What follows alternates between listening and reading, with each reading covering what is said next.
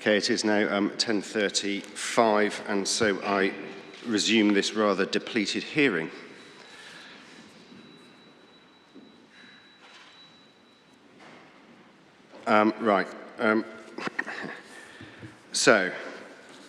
We had that adjournment to allow Mr. Griffiths and I to read the statements of common ground.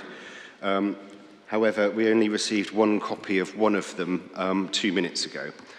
So we have not been able to do that. So I'm going to ask for some assistance as we go along, I think, on that. And it will hopefully be all right. I can ask you to tell me what's in it as we go along. Oh, okay. Right. That's the second copy. Just come through.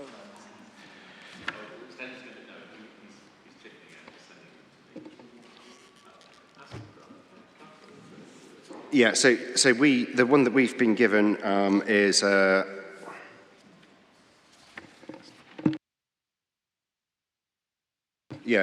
we've now got one copy of the York St John Statement of Common Ground and St Peter's as well. Just in terms of the discussion about York University, our aspiration is to hold a one-day hearing session dedicated to solely the University of York on the first week that we have scheduled in September.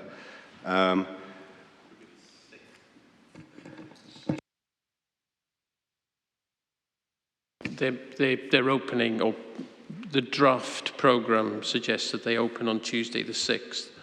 And we've got a reserve day on the Friday.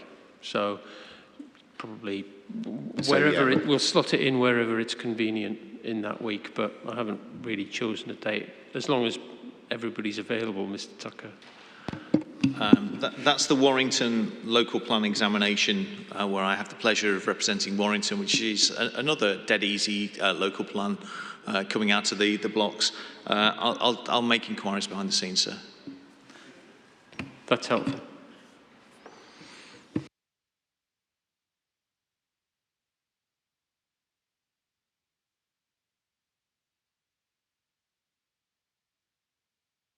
Yeah, so we have given some thought to the question of student housing, which is the topic for the hearing tomorrow.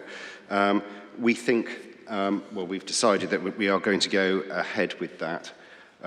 We think that we can still have meaningful discussion, even in the absence of some detail in relation to need arising from the University of York. So just so everyone's aware, we aren't going to be postponing that session. I think I was thinking that the kind of approach we could take would be looking at different scenarios, the university's figures at their utmost, and then the council's view, and seeing how those bear on the sort of policy or the policy approach to student housing, that kind of thing. I think we could probably do that. Agreed, sir. Thank you. Excellent. Thanks. Thank you.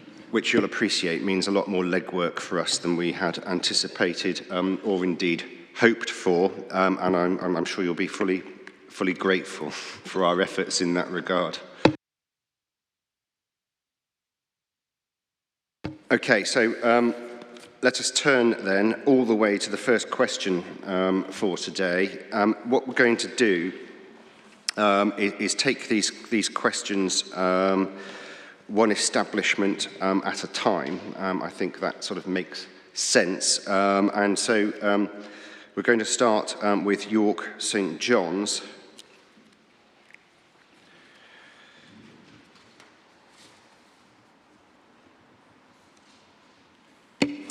I think that's me.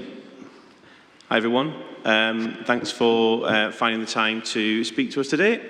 So I'm going to give a little bit of background to York St John and a little bit of the context that we think is important for this hearing. Then I'm going to pass over to my colleague Nick, who's sitting to my left, who's going to talk us through each of the questions in turn, and I think that should follow quite nicely in line with each of the questions, if that's okay.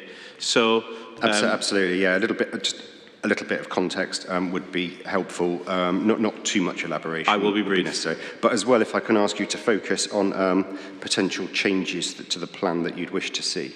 We will. Thank you. Yeah, so York St John University, we've been around for over 180 years. We are principally located about 50 yards from here, so if anyone has the chance, it's just out to the door and turn left. That's our main campus. We've been around for 180 years. For the majority of that time, we were a college accredited by the University of Leeds or a teacher training college or other entities. We've been a fully fledged university for almost 20 years. I like to think it's a success story. So we've been growing faster than almost any other university in the country over the last 5 years. We've grown from 5,500 students in 2016 to almost 9,000 now. And our current trajectory and aspiration is to continue to grow. We will exceed 10,000 students over the next couple of years, perhaps ahead of the 2026 target, and in line with national demographics around student numbers, the needs of the city, the needs of the sub-region. We aspire to grow beyond that.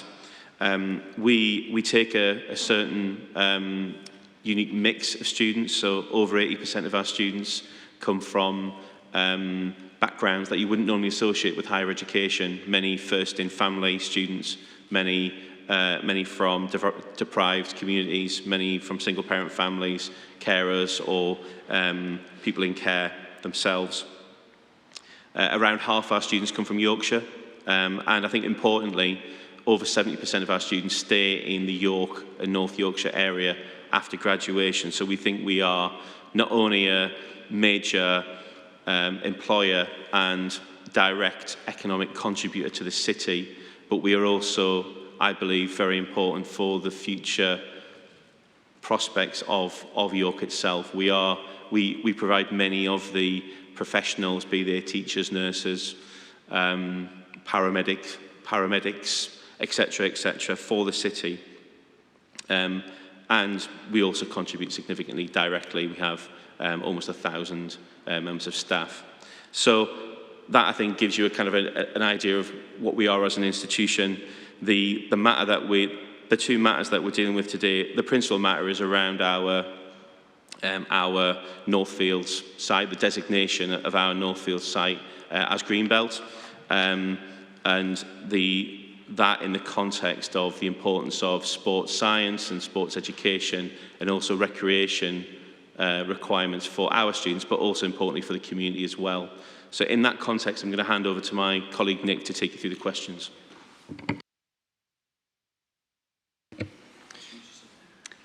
Morning. Nick Coakley, Director of Estates at York St John University. I think that really effectively sets the context for the growth trajectory specifically that we are anticipating that feed directly into our response to some of these questions. We essentially view our answer as broadly split into two elements. One focusing on our main campus that Rob's just highlighted, is just around the corner, and the second, our Haxby Road Sports Park, about a mile up the road. So our primary constraint and our primary need that the local plan should be addressing is that we have very limited scope for future development on the main campus. That's simply due to the combination of spatial constraints and the heritage constraints of operating within the city centre. So our growth trajectory is quite clearly upwards. Our application rates this year are up by 16%, and we don't anticipate that we would see a marked decrease in application rates certainly in the years running up to 2030. We've got a number of significant projects forthcoming, which is using up existing space on the campus incredibly quickly. And as Rob has said, those projects are directly contributing to the police officers, lawyers, nurses, midwives, and a whole range of other vital professions that in many cases, stay within the local authority area and directly contribute to the needs of the wider society of York. So we don't view ourselves as being a bubble within York in that context. At the Haxby Road Sports Park, our building is effectively built out to capacity on one side of the road. Our sports facilities on our main campus are being used up in order to accommodate growth in those professions that I've just mentioned, primarily in the allied health professions over this year and next year. And therefore, although we acknowledge and welcome the support within the plan policy of maintaining ourselves as a centre for sporting excellence, we are quite concerned that our needs for expansion, our clear needs for expansion at both sites are not effectively addressed. So anticipated development on our Northfield site might comprise additional built sports and teaching facilities. That may include additional floodlighting to cater for community needs and joint needs of our students and communities. It might entail enhancement of the existing facilities with additional massing and in the context of the link between our main campus here and the sports site shortly up the road, there's a clear need to relocate and accommodate displaced sporting activity and fitness-related activity and teaching from our main campus to the Northfield site, which hasn't been accounted for in the way that the plan provides for the needs of our growth. So, in actual fact, elements of the plan are inherently contradictory, and that's our chief concern in relation to the Greenbelt boundary. So the wording of the policy detail refers to the potential need to provide new buildings, to provide floodlighting, but the wording of the justification for the Greenbelt boundary is inherently contradictory in that it's justified with reference to the openness, the lack of building and the lack of floodlighting.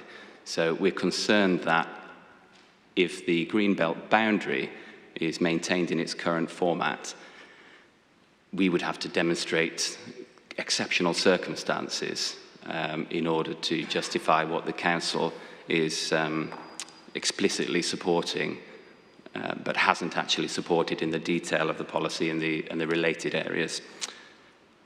So we do think that the recognition of our need to expand is entirely undermined by the proposed inclusion of our site in the Greenbelt boundary. We think that forthcoming proposals for built facilities will inevitably impact on the openness of that site, and we think that will just create a significant constraint on our ability to forward plan and also to bid for funding to deliver those facilities and to bid for opportunities to work in partnership with a whole range of organisations that we currently work with, from the NHS to local community gymnasium facilities and schools and so on.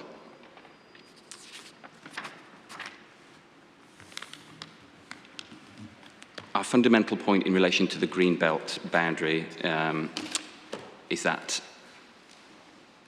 the assessment of the site against the delivery of the purpose of Greenbelt shouldn't be the sole overriding factor in deciding whether the Northfield site should be included within the Greenbelt itself. We believe that the plan is required to ensure that the boundaries are consistent with the plan strategy overall, and specifically, in our case, for meeting the identified requirements for sustainable development of the university and its role in the wider community. In relation to the main campus, we will be growing. I think our submission gives a very credible demonstration of a clear trajectory for growth, and we think that the policy wording could be strengthened significantly to be more supportive in the detail of that growth, particularly mindful of the heritage constraints and the massing constraints on the remaining elements of the campus that are available to be developed.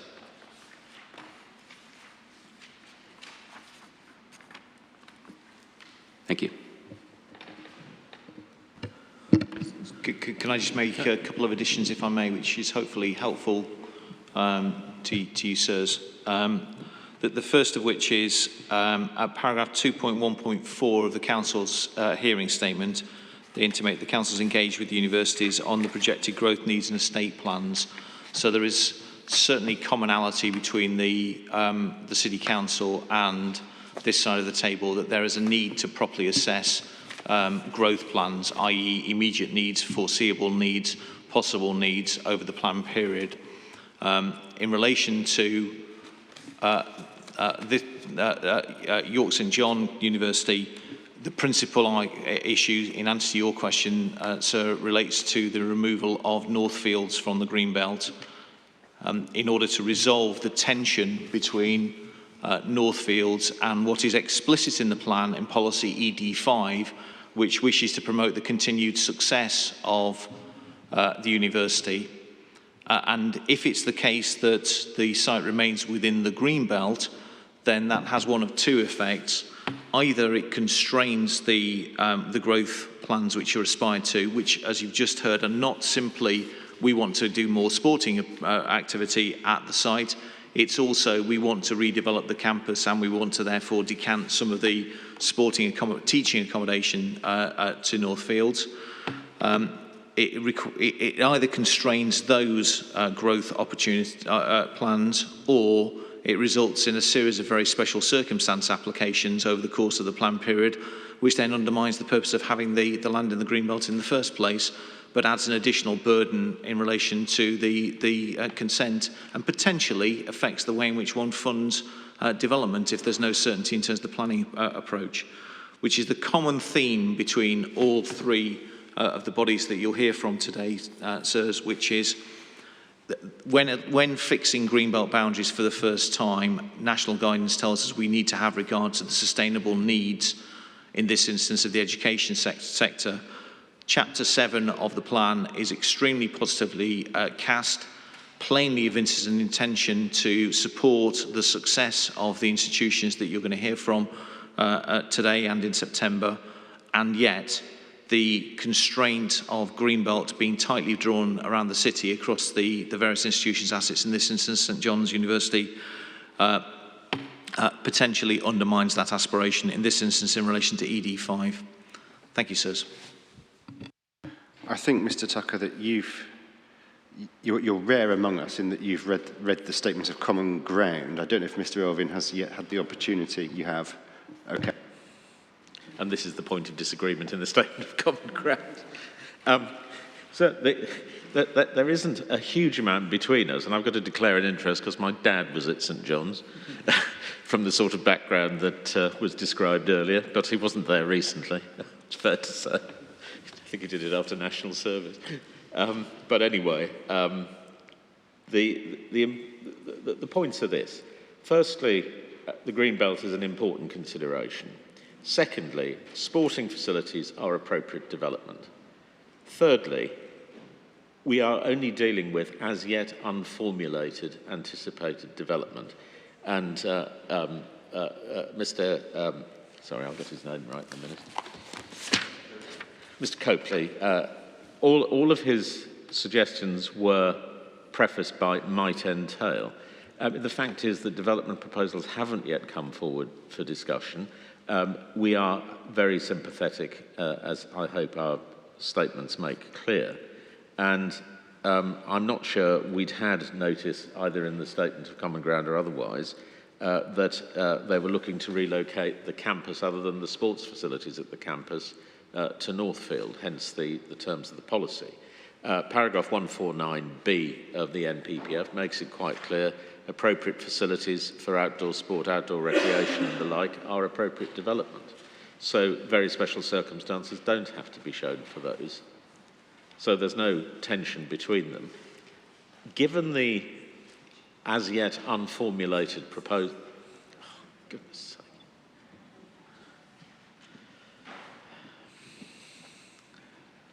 Given the as yet unformulated proposals, and therefore not knowing precisely what's needed and when it's going to be needed, and Mr. Tucker and we agree that these will have to be discussed, it is appropriate that we don't simply assume that the green belt should be drawn back. Very special circumstances, if they... That's the first one today anyway. Mr. Tucker won't know that we had those at regular intervals yesterday.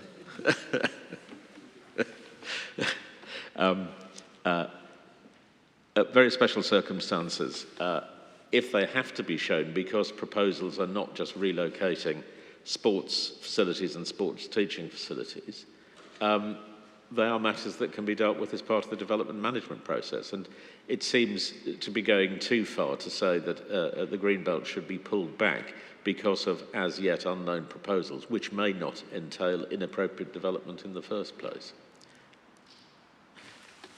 Jane, do you want to add anything to that? No. I think that's simply our position.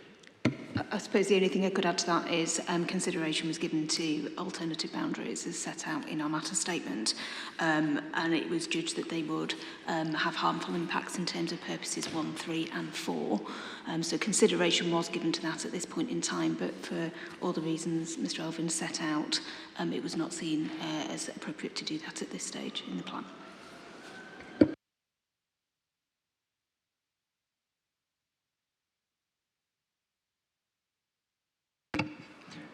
How firm, clear and detailed are the university's aspirations?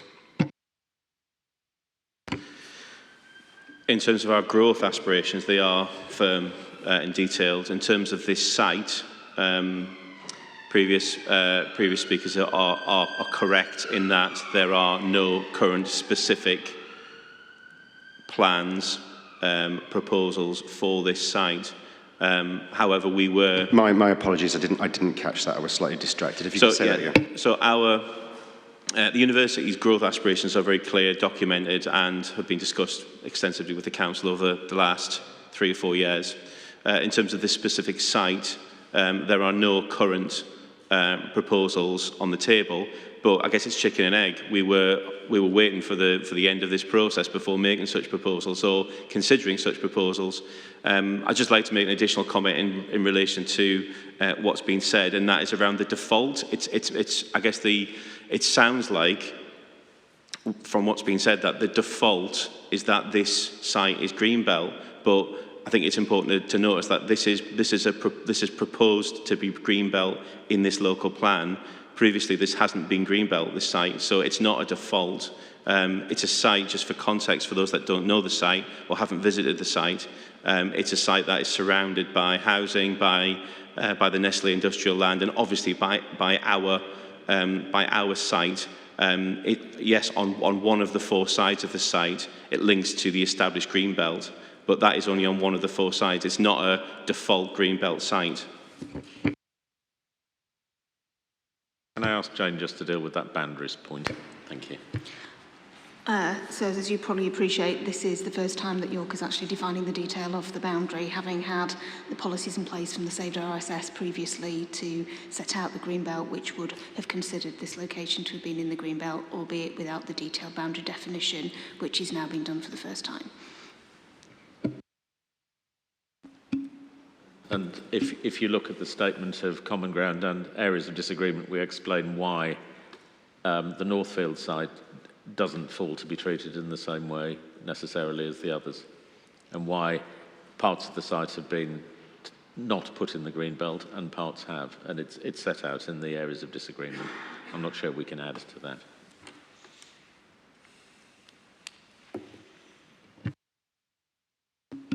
If I can just add to what Mr Hickey said, sir.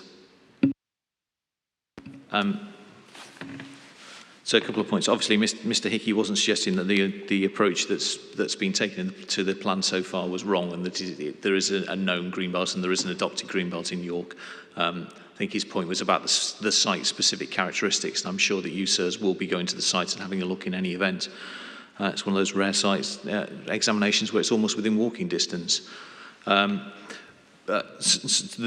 issue is twofold, just to respond to a couple of points from the council. The first of which is, yes, some uses that one can imagine would be not inappropriate development in the Greenbelt, and that therefore that would not be objectionable, that would not be difficult, but we're dealing with an educational institution, and therefore if a particular use is primarily for education usage, so teaching of sports, and then you've got the open doors, then you're going out to go and kick around on a football or whatever it may be, then that does become inappropriate development in the Greenbelt, and that's the difficulty. There are growth aspirations which are known, though no specific development aspirations, but the difficulty is that there are severe constraints in terms of the remainder of the university's assets, and this is an obvious, sustainable, walkable asset compared to the existing campus, as is probably obvious. So yes, some uses may be not inappropriate. Educational uses would be inappropriate development in the Greenbelt.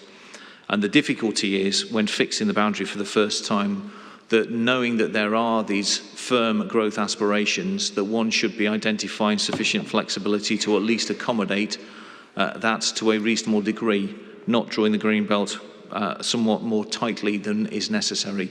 And that's the essential point. Thank you, sirs. I'm sorry to have to disagree with Mr. Tucker, but he's misunderstood Greenbelt policy. I've had this with other educational institutions. Mr. Keyes will remember our battle at Edge Hill campus when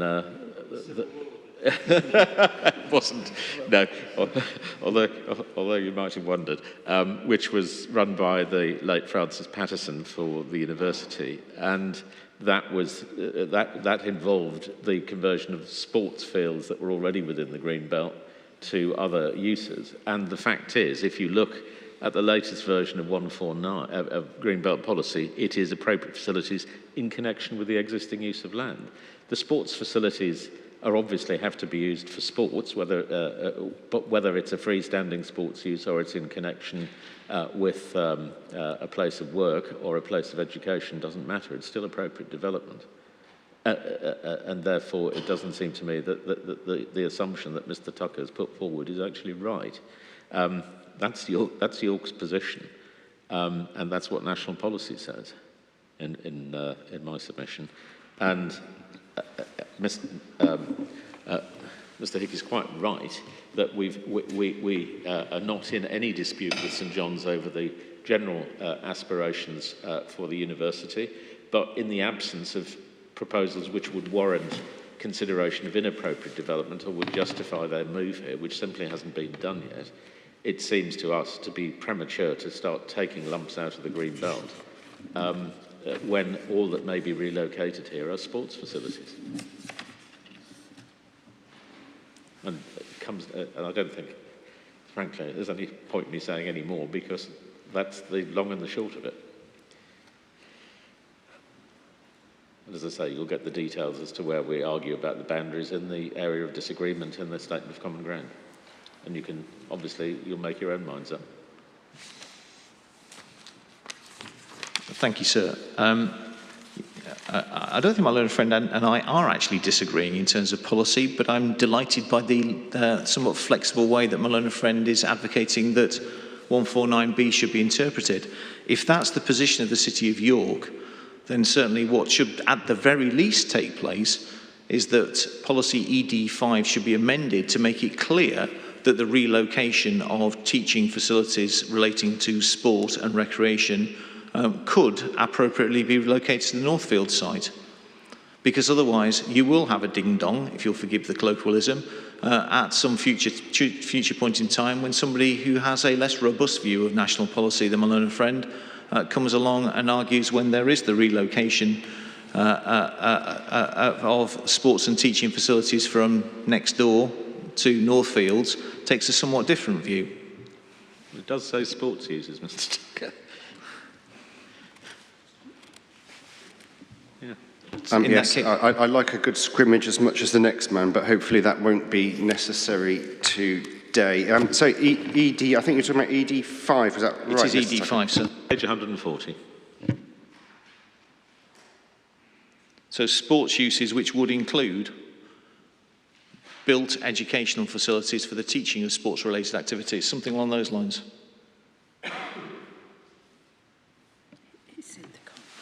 The danger with that is you're then effectively trespassing on national policy. But I mean, perhaps lowercase text might be more appropriate. Well, it's already in the lowercase text at 716. So it is. If that's elevated into policy, then I'm not suggesting that removes our argument, but it certainly makes it clearer for any applications coming forward that we'd be dealing with appropriate development. Once again, plan making.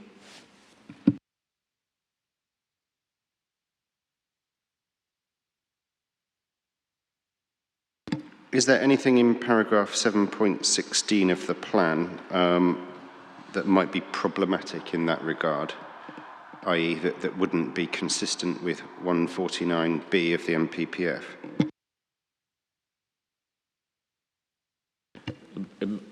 I would suggest not, because if you take the provision of appropriate facilities, that is setting out what you're considers to be appropriate facilities, which, as I understand it, is satisfactory to St John's. Other than, I think the head of the pin that we've now moved to is it should be in ED5, not in 716. I was wondering about the indoor sports facilities and how that fares in relation to 149B.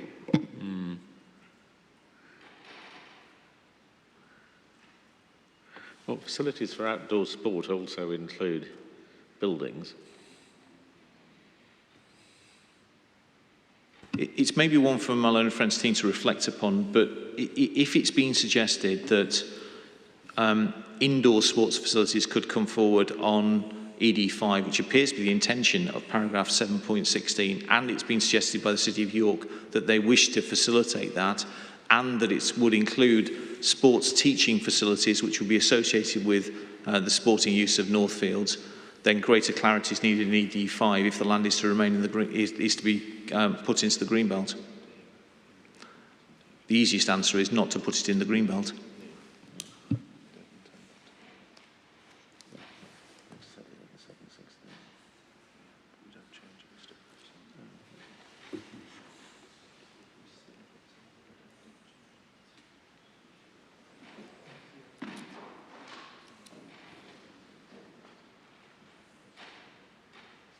Yeah, we are scratching our collective heads about indoor sports facilities and how that, as I say, fares in relation to 149B.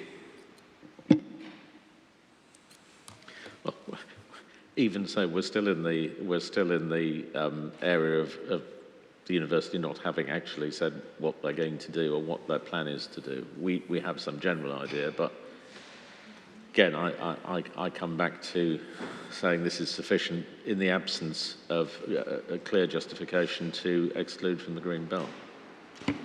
Just in response to that, I didn't think we'd be expected to detail plans for the next 15 to 20 years in advance. I think we're talking about a plan that's going to last for a long time here.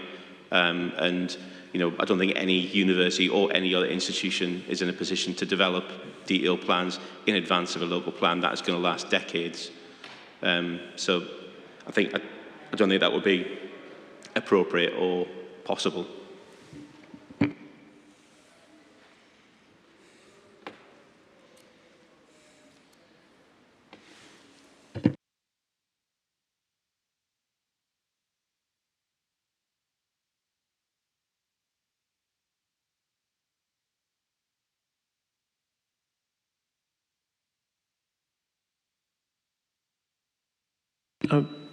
If I can just summarise my understanding of what I'm hearing here, Mr. Tucker, for the university, you suggested the best approach, or the easy answer, as you put it, was just to change the proposed greenbelt boundary, which is and the suggestion that the university makes is in the statement of common ground in the appendix. I think from the council, I'm given to understand, and looking at the way the plan is framed, the council's view is that it can stay, the site can stay in the Greenbelt, the ED5 site, but 716 says that it may include outdoor sports facilities with associated car and cycle parking and floodlighting, appropriate indoor sports facilities and other outdoor recreational activity. So the suggestion is that if the council is confronted with an application for one of those, it would support it, whether that's through finding it not to be inappropriate, or by allowing for very special circumstances. Am I understanding that? Yes, and you'll see at 7:15 and 7:14, we're aligned with the general aspirations of St John's in any event. Okay. So Well, this comes down to a very narrow yeah. area, as I've said several times already. Yeah. As long as I'm clearly understanding your respective positions, then. Yeah, and the nuance in terms of our position is that whilst, as I indicated, it's helpful to have an advocate such as Mr. Elvin here saying, yes, of course, teaching sports and a building for teaching sports will be encompassed by that. Yes, of course, indoor sports facilities will be encompassed in that. We're plan making here, and therefore it should either be in the policy to make that clear when you have known growth aspirations, which would result in both and a tight campus subject to heritage, etc., or don't include it in the Greenbelt in the first place. Those are the two alternative approaches. Simply saying something in the reason justification which could be argued to be inconsistent with Greenbelt policy, hence your question about VSC, sir. And when we're proposing education facilities, which are pure education facilities, teaching sport, but moving to Northfield, and then somebody says, well, that's not associated with the existing use of the land, because the use of that land is actually playing fields, and you're not teaching on the playing fields, you're actually teaching how to play badminton, and that's an indoor sport. That's the sort of daft argument that one can imagine, then constrains matters, notwithstanding the intentions which are made in good faith at this examination. So put it in the policy, if that's the council's position. If not, remove it from the Greenbelt in the first place.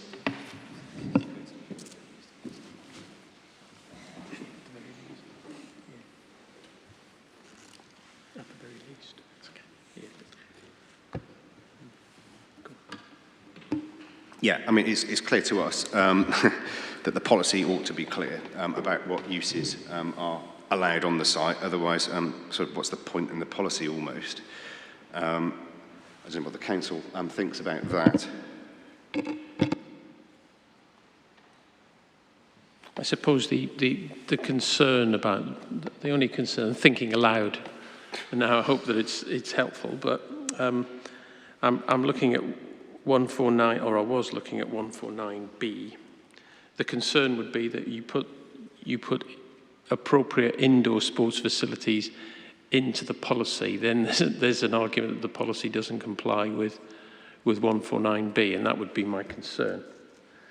Because Yeah, that's my 149B is very, very, well, how can I put this? It's different to the 2012 version of the framework, which we're examining, but of course any application would be judged against the new framework. So appropriate facilities in connection with the existing use of land or a change of use for outdoor sport. So yeah, and indoor sports facilities, I'm not sure whether that would, it's arguable, clearly, but it's not entirely clear. One alternative, sir, I've said it was two alternatives so far, but it may be a further alternative, may be that even if it is removed from the Greenbelt, is to have a limited number of uses which are capable of coming forward, i.e. uses which relate specifically to education related to sports and or indoor sports facilities, outdoor sports facilities, etc. That may be the neater way, because I have to say, notwithstanding that Mr. Elvin's approach may be right, and that may be the approach of the City of York, I'm very circumspect in relation to whether the City of York would take such a view on an application in 5 years' time. But it's clearer to put it into the policy and perhaps even take it out of the Greenbelt and put it into the policy.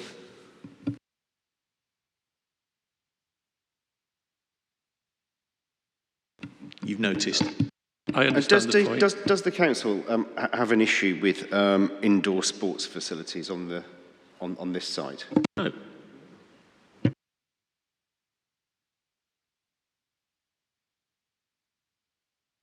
Sorry, can I just ask a question, please? This may be a non-planning question, so I apologise. It doesn't sound like we're a whole far apart in terms of where either side are on this, but it just begs the question why, if the council are happy with indoor and outdoor sports facilities, floodlighting, etc., what are we achieving by putting the site in the Greenbelt? What's the point? And that's the Emperor's New Clothes moment. That's a very good point, yeah. It is a planning point.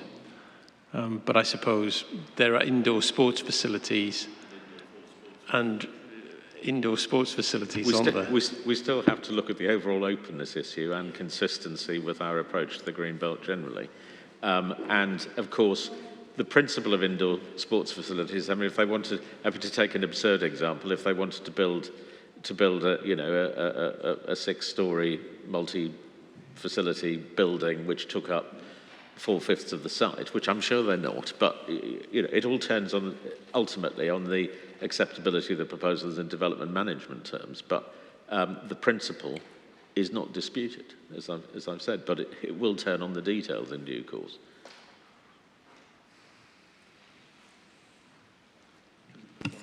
Oh, sorry, sir. This is not having cake and eating. This is genuinely looking for a solution. One might also avoid that within a more detailed policy, such as land at Northfield Haxby Road shall be retained predominantly as open land, but consent shall be allowed for ... because then the test becomes whether or not any application maintains the predominant openness of the land, and then you're achieving that objective in any event. So one is somewhat thinking out loud in relation to that, but there are ways round avoiding the 16-storey tower block sports facility, which don't involve putting it in the Greenbelt and then having to demonstrate VSC every time. Well, still have to show the openness issue anyway under national policy. So, I mean, it says appropriate indoor sports facilities, which is meant to deal with, excessively large facilities. So we're not dealing with development proposals, we're dealing with the principle. And as a matter of principle, we don't have an issue with indoor sports facilities.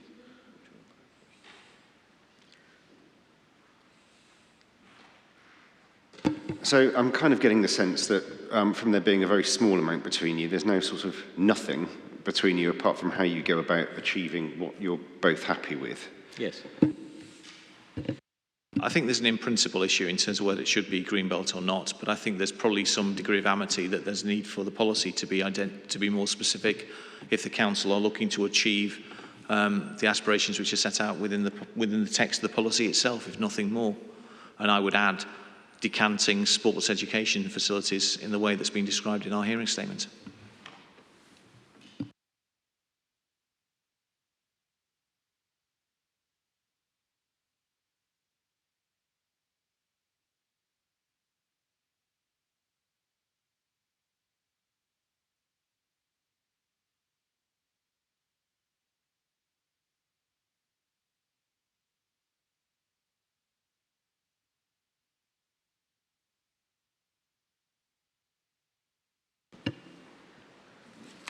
I think it's fair to say there's also a consistency question because sports facilities for education across the council's area are generally looked at in Greenbelt terms. And it just provides that extra degree of protection and assurance to the council. Without wishing to stymie at all the aspirations of the university. Yeah, I mean, I'm sitting here wondering whether or not you are so close that you might, in fact, be able to agree a way forward between you on this, or do we need to do that? I suspect you may need to cut the Gordian knot. Give Mr. Tucker his new clothes or whatever it is, or his cake, or... No, it's the council's emperor's new clothes I think I was drawing attention to. Although it's created a mental picture that I wish I hadn't put in my own mind there, I have to say. Well, that's because I suggested Bermuda shorts yesterday, Mr. Tucker. That's oversharing.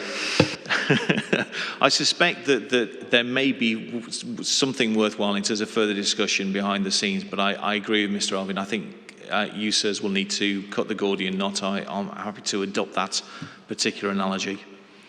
But certainly we could have a conversation as to whether in the event that it's not in Greenbelt what the policy should be, and in the event it's in the Greenbelt what the policy should be, because certainly from the last 10 minutes of our lives it's fairly apparent that there should be a change to the policy text irrespective of how you resolve that primary issue.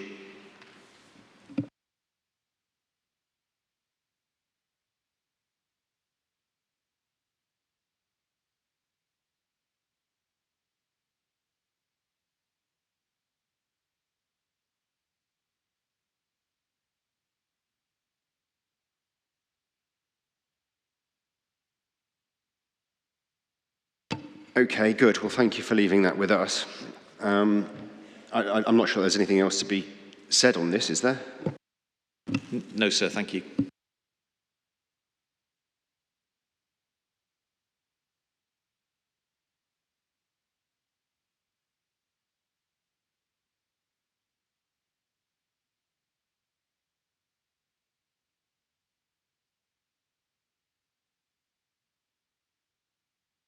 Okay, good. Thank you for that. I'm going to turn then to, well, with the same sort of method really, to Askham Bryan. Again, I have a statement of common ground on that, but again, I haven't yet had the opportunity to read it. Oh, no, in fact, we haven't had that one, so I certainly haven't read it.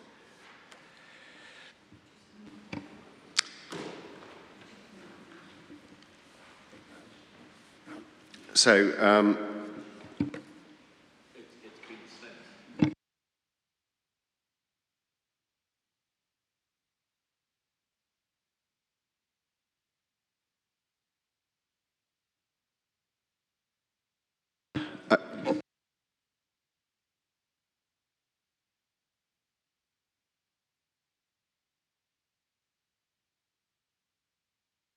Sorry, Mr. Elvin, I can't hear you at this end, sorry. I'm sorry, Mr. Tucker.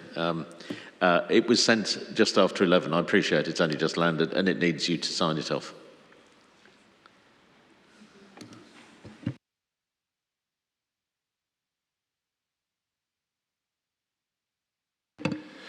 yeah, so I'm going to stick with Askham Bryan.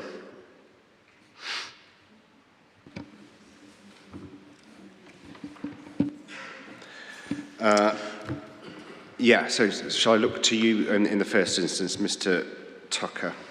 I'll defer to Mr. Whittaker, sir, in the same way as I deferred to Mr. Hickley, etc. So, Mr. Whittaker, if you'd introduce himself again and then just explain his issues. And what might be handy if you, sirs, have the draft, the statement of common ground before you. Page 8 is the council. We haven't yet received that. Okay, apologies, sir. So if you can help by sort of explaining as you go along, or is it a diagram that I need to look at?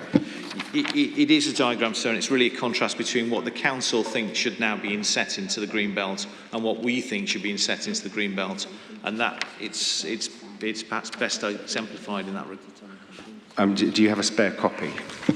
Not a spare, but I can hand you this copy, sir. Okay, would you like me to start?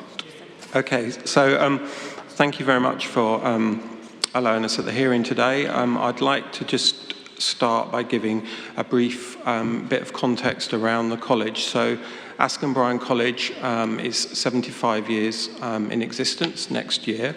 We are an independent specialist land-based college. We are only one of 11 independent specialist colleges left in the whole of England and Wales. So we are a pretty unique and distinctive resource and educational establishment for the area. If I was to summarise what our mission is and what we do in a few small words, it would be feed the world, save the planet. That is what we are about. So we teach technical, professional education and skills to young people from pre-A-level equivalency right through to master's degrees. Our focus is around matters relating to food security, sustainable food production, environmental protection, net zero carbon. All of these are immensely important to the future economic prospects and productivity of the UK, and indeed, recent time has shown us they're actually of a significant role in our national security, as well as having a wider social and cultural importance to the country. We're an integral part of Bio Yorkshire, which is a significant economic development plan focused around the bioeconomy, sustainable food production and sustainable environments. It's a partnership between a number of organisations, including the University of York and Ferrous Science at Sands Hutton, and it has received the support of the council.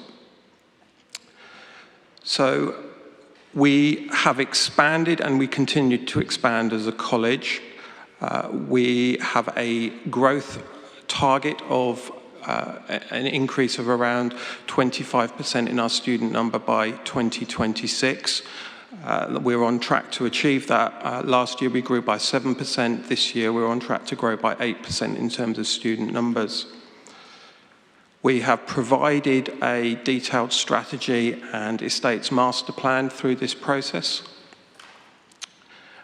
Whilst we're very grateful to the amendment modification to remove elements of the built campus, and that was a huge step forward, it does still present further problems. The suggested amendments are extremely tight to existing campus space, and our master plan clearly lays out the known and likely expansion plans, and that element of a very restricted and constrained development does not give us the flexibility that we need to develop our campus. We have to demonstrate the exemplars of the very best current, but indeed future practices for our industries, and that does need space and development capacity. Within the amended modification, we've noted that a recent built building which is there and was given permission is actually outside of that modification. It also excludes parts of our farm footprint, which whilst a commercial farm is very much centred around delivering educational teaching and learning resources to our students. And again, that is problematic. I'm happy to hand over to Mr. Tucker. Yeah, the recent application that Mr. Whitaker has just made reference to, which when you sirs go on site is worth seeing, is I described it as a cow shed, but in reality it's vastly more. It's a teaching resource which shows how cows can be milked with no hands being laid upon them. An amazing facility, but predominantly there for teaching. It was consented by the City of York as inappropriate development in the Greenbelt because it was being used for teaching, notwithstanding the discussion that's just taken place, and a requirement's been imposed that it be knocked down in the event that it ceases to be used for teaching. It beautifully exemplifies the problematical approach of having an educational facility which is overwashed by Greenbelt, and the sort of problematical debates that can be had in terms of bringing forward beneficial education of the type that's been identified and of drawing boundaries too tight. So that there is an agreement between the parties that the site should be inset. Hugely appreciative of that change of position by the City of York, which is realistic. But in terms of delivery of the master plan, the inset boundary which is being proposed simply wouldn't facilitate that. And recent experience shows, notwithstanding the interesting debate about paragraph 149B, that in practice, if it's greenbelt, a more cautious approach tends to be taken by development management than one might hope sitting around the table at examination. So the proposal to make the plan sound is to have a wider view which better reflects the estate and better reflects the master plan. And the apprehended response that, well, the sort of things which are being brought forward will be agriculture and or fall within 149B, in practice doesn't happen. Thank you, sirs. So did I say 149B? I'm so sorry, sorry. Dreaming.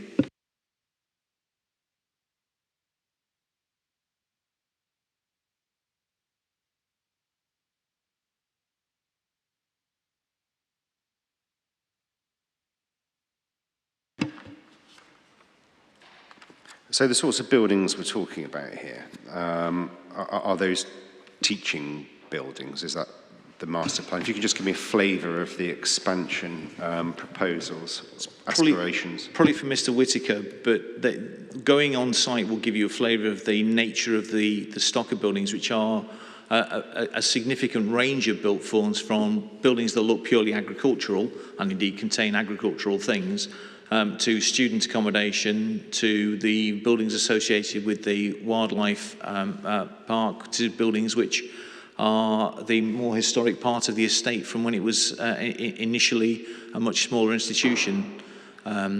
So there's a range of buildings, and certainly there will be a range of buildings which will be brought forward in due course. And if one goes back to the representations from July of last year, one would see that there are some buildings which are plainly reaching the end of their natural life, which is hence the reason for the master plan being brought forward.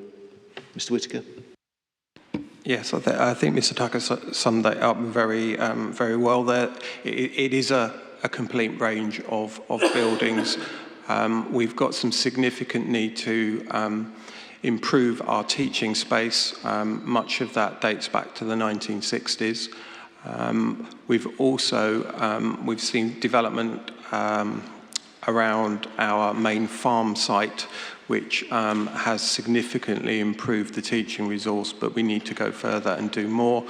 We've seen that drive and increase our ability to deliver that technical and professional education and grow those student numbers. But over time, we will need to continually renew and improve those resources. And that will require space. And that includes through the provision of new student accommodation? Yes, I think we've made clear in our representation, so I haven't got the exact number, I think it's 220 rooms by 2026. Some of that is related to replacing rooms that date back to the 1930s and 60s, and additionally to accommodate for the growth in our student number. And so you probably picked up in any event, in terms of existing students, those are students taken across a wide region, and it's not just agricultural students and food-based students. There's a significant proportion of SEND students in relation to special education needs students from the City of York, and there's very close involvement with the City of York, something which certainly I hadn't appreciated until I'd gone to site. I don't know, Mr. Whitaker, if you want to expand upon that. Yeah, I mean, in terms of our students in accommodation, we've currently got 330 residential students, and that is a blend between over 18s and 16 to 18-year-olds, probably just slightly proportionally more 16 to 18-year-olds. But we've seen significant growth, particularly in that age group, 16 to 18, in terms of numbers of students that require residencies. We recruit over a wide regional footprint for those students, right up the Vale of York into County Durham and the Northern Pennines, but also south down towards Sheffield as well. We transport in over 800 students on a daily basis through 14 bus routes. The type of education we are offering is, as I said, pretty unique. There are only 11 other independent specialist land-based colleges in the country.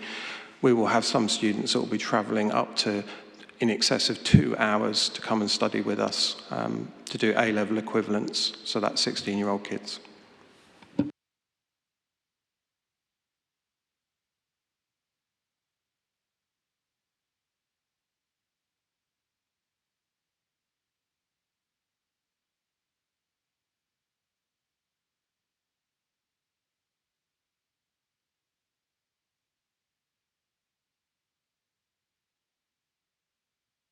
Okay, so what's the council's position then on this?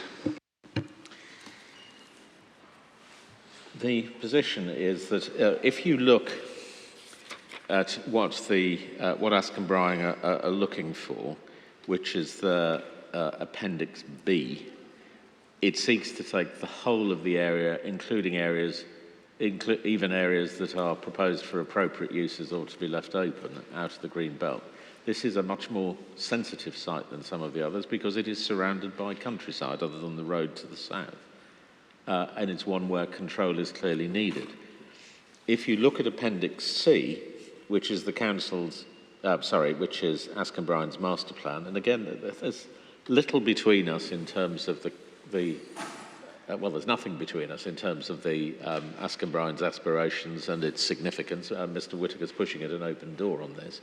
But if you look at the master plan and you compare it with our greenbelt boundaries, you'll see that the majority of what is proposed to be taken out of the greenbelt by Askham Bryan is, in fact, that there's a very large swathe of land between the road and the centre of the campus, which is not proposed for development, a triangular section to the east, and then of the remainder, there's a sports pitch in the northwest corner, which is clearly outdoor facilities, whatever argument we have with St John's. And then the items that would fall within the green belt are items 4, the expanded wildlife park, 12, the sports centre, 15, the farm gateway business centre, and then the farm platform. The council simply wishes to keep a tight greenbelt boundary because of the open countryside beyond, and to control, if necessary, through special circumstances, though clearly the sports facilities will be appropriate. I'm sorry, Mr. Tucker, that is 149B, that particular bit.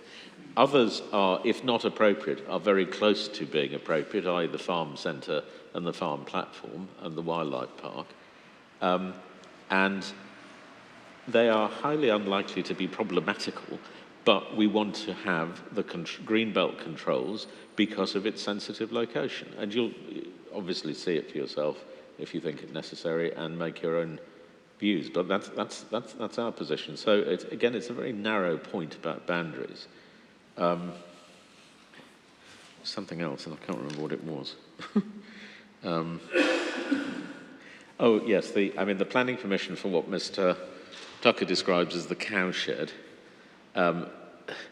may require reconsideration because it's got a planning permission for something which is not consistent with something else which has been implemented. So there may be issues with overlapping inconsistent permissions, subject of course to whatever the Supreme Court does in the Hillside case. But if the Pilkington line remains, I'm not suggesting it's going to be a problem, but it would need to be resolved by a new grant of planning permission.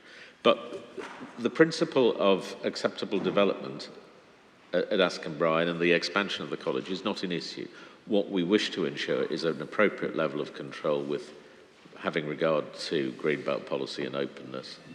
But what is shown on the master plan does not appear to us to be objectionable in principle. And we're grateful that one of the educational institutions has actually provided us with a master plan we can look at.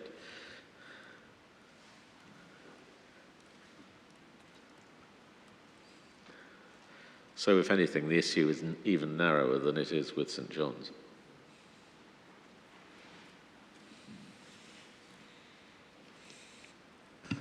The only point that I'd want to come back on, because it really is a judgment issue for you, sirs, it is worthwhile going to site and it is worthwhile walking the boundaries that are proposed by the authority and asking oneself about the robustness or otherwise of those boundaries. Yeah. And that's really a judgment that's best done on site rather than articulating the points that we are here. Yes, of course, the boundaries that we propose include some land which one wouldn't wish to keep, wouldn't wish to see developed, such as the wildlife park. But the boundaries we propose do encompass everything in the master plan, everything within the college's estate, and also use robust boundaries. But that's a matter that you'll see when you're site. Actually, Mr. Tucker, that's not correct. If you compare your Appendix B and your Appendix C, some of the master planned area, oh no, maybe it does encompass it. No, I think you're right. No, I correct that. I misread where your red line was. Yeah, I'm content. We've set out our position on the boundaries in the areas of disagreement table, and I don't think we're going to assist you by reading them out. It's to say, it's an issue of control. This would inset the whole of a large site out of the Greenbelt. We would like to ensure that that maintains subject to that appropriate level of control. So nothing to add, essentially. But happy for you to look at it, and obviously you'll form your own view. Can I just ask one question by way of clarification? 149A, buildings for agriculture and forestry, is that the way the council has been looking at development proposals on this site in the past? Some of it will clearly be agriculture, some of it may not be, but even if it's not directly agriculture, then it is closely allied to it. So that would, the fact that it's not quite appropriate, but has a justification, would certainly give it a head start in terms of very special circumstances. And as an agricultural college, it would obviously fall within that category. Mr. Tucker, do you want to respond on that question too? The answer is no. Emphatically no. That's certainly an issue that has been forcefully made to me by my clients in that regard. So that's a pretty clear response. And I love the idea of almost appropriate. But Mr. Tucker, the point is it's an agricultural college. It's got a very clear raison d'etre. It's got a very clear policy. And you've not had difficulties getting through very special circumstances. Yeah, that's not, in fact, how it works in practice on the ground, I'm told, because the approach of the authority is it's Greenbelt, therefore the answer's no, what's the question? Which is why one has the daft approach of suggesting that one puts up a multi-million-pound means to show how cows can be milked without the use of human hands, and yet the authority wants a condition requiring it to be pulled down. That's the sort of difficulty that one faces. But that's not a matter that perhaps is usefully aired within the context of an examination that my clients is pleased that it has been. That's helpful, Mr. Tucker. Thank you. Can we ask, are Mr. Griffiths and I allowed to present ourselves on the site whenever we would like and wander around at liberty? Yeah, as long as you let us know when you'd like to come, we'll make sure we can facilitate that. But yes, you can have free reign of the campus. Grateful for that. I have the same question, frankly, for all of the establishments that we're talking about. What we'd like to do is, frankly, we'd like to be able to just turn up one day and have a look around, and particularly with a focus on the Greenbelt boundaries, obviously. So the only one that I would suggest that there may be a little more difficulty with is St. Peter's, where you may need to be chaperoned around the site for obvious reasons, but we'll make sure that you are chaperoned around by somebody who has nothing to do with the plan, who has very clear instructions not to talk to you about anything to do with the examination, if that would be acceptable. And I'm sure somebody from York could come along and treat it as essentially an accompanied site visit in those circumstances. Yeah, I'm sure we can deal with that as an unaccompanied visit, can't we?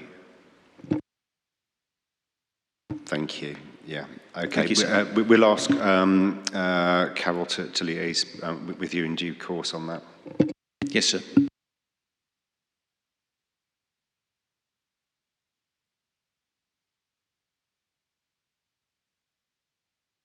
Yeah, we don't think we have any further questions on this. I don't know if anyone else has anything else to say before we move on to St. Peter's. Very good.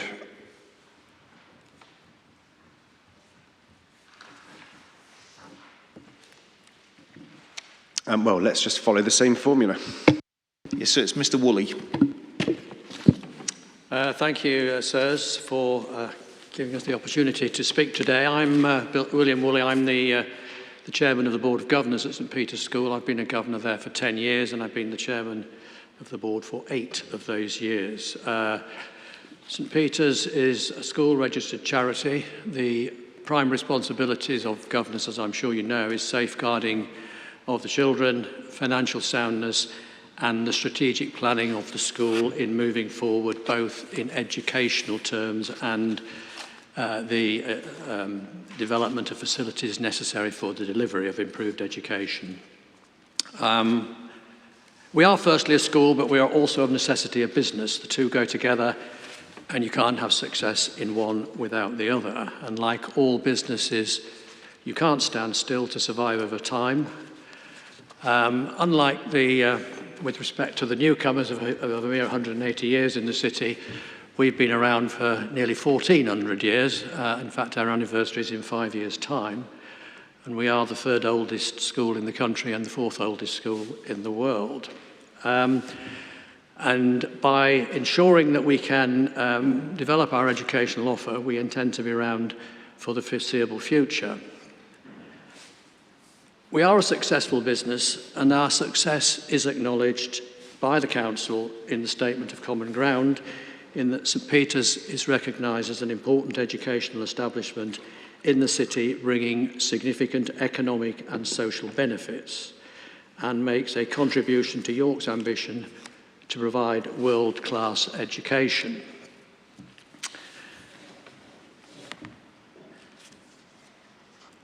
Our success is also shared with the wider community through the Independent State Schools Partnership, and our facilities are shared with the wider community, and it is our intention to widen access as we bring in particular new sports facilities forward. We are also a charity who offers bursary education to local children, with plans and a programme to more than double the number of bursaries offered over the next 5 years. The school has been evolving over recent decades, and we acquired the whole of the Bottom campus in around 2003 from the then local education authority as part of our ambition to further grow the school and the business. Unlike most businesses, 100% of what we make goes into the school as running costs and school improvements. Improvements in our education officer are vital to keep pace with both legislative changes in education, competition from other schools, and the expectation of our customer, the parents. I do believe that constant pressure to improve is a very healthy component of education provision in this country. Improvements in teaching are, of course, at the heart of our strategic plans, but associated and necessary improvements in the facilities and the property portfolio are also key to our continued success.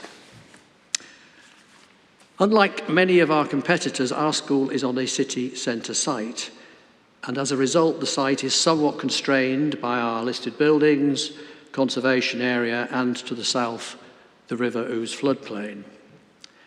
The school has more pupils than ever before now, around 1,200, and we have plans to increase that number to around 1,500. We recently took over the responsibility of educating the Minster choristers when the Minster School sadly had to close in 2020.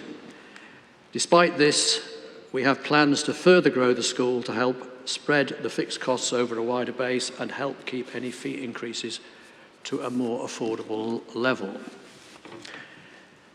Our established plans to improve and further grow the school will require the redevelopment of many of the classrooms in the lower campus, which, as I've said, we inherited when we acquired the site from the local education authority.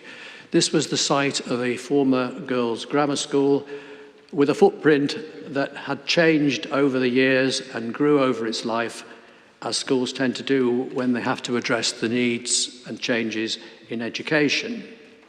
However, the buildings that we've inherited consist in some cases of aluminium-clad walls, which in the summer become ovens in the extreme hot weather, and in the winter leak heat. They need to be replaced. And we also need new classrooms for our expanding numbers. The school's music department is now under severe strain from a facilities point of view since we took on the city's choristers, and our success in performing arts and sport are other areas addressed in our plans for further improvements. In order to realise our plans, we need space for decount, construction compounds and access, as well as options for relocating buildings away from existing footprints.